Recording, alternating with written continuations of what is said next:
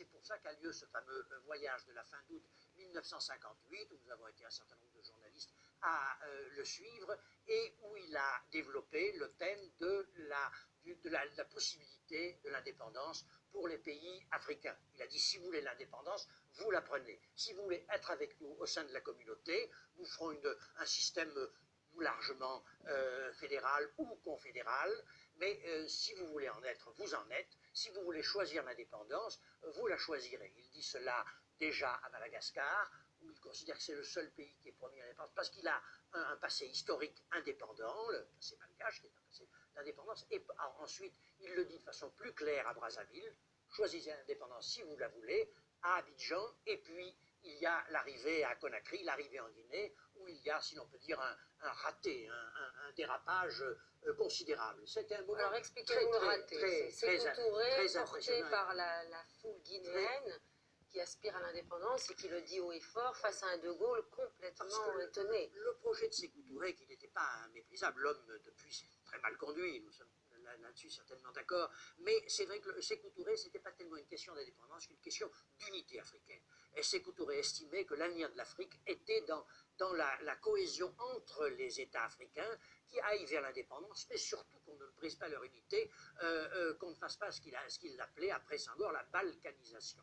Lui estimait que la solution de Gaulle, qui offrait la liberté d'indépendance, ne l'offrait qu'à des petits États concassés, incapables de vivre par eux-mêmes, et lui voulait l'unité des pays africains, au moins de ceux de langue française. En fait, il va le prendre très mal quand même. Quand alors, Sékou Touré va lui dire oui, je la veux cette indépendance. Il a dit en effet, je la veux cette indépendance, il a accompagné cette revendication de commentaires extrêmement brutaux et désobligeants sur le passé colonial de la France. Et De Gaulle a mal reçu ça. De Gaulle a saisi ça comme une sorte d'injure. De Gaulle voulait bien que l'on lui dise non, encore que, enfin il l'avait en tout cas prévu, mais il se trouve que Sékou Touré a fait ça dans un style d'une véhémence et d'une, je dirais, le mot insolence n'est pas juste, puisqu'après tout il avait le droit de parler.